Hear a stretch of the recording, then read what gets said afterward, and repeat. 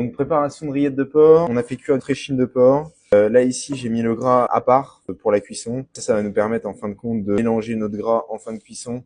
On va passer au robot cutter, ce qui va nous permettre d'avoir une rillette qui sera vachement tartinable, filandreuse si vous voulez. On met juste un tout petit peu de saindoux en début de cuisson pour faire revenir nos morceaux. Donc pour faire la rillette de porc, nous c'est simple, on prend échine, gras de porc, on fait revenir nos oignons en début de cuisson dans le saindoux de porc. Après, on ajoute nos morceaux, on déglace au vin blanc et puis on laisse mijoter longtemps avec sel, poivre et terminé. Donc là, j'enlève le gras qui est en chaussette. Je vais l'ouvrir, je vais sortir notre gras. Donc là, il est bien cuit, hein, très friable. Pour la suite, c'est pas compliqué. On prend le petit robot cutter. On va mettre notre gras dedans, bien le hacher, le mixer hein, carrément. Hein, c'est vraiment mixé. Hein. Faut pas retrouver de petits morceaux de gras dans notre rillette. Pas très agréable visuellement comme en bouche. On mélange.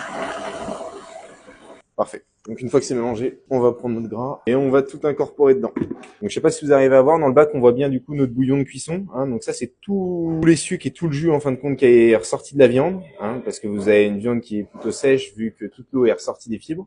Donc là elle est ici, on l'a fait réduire de moitié avec le vin blanc évidemment. On a notre gras mixé et là maintenant ça va être un travail de patience parce qu'il va falloir y mélanger.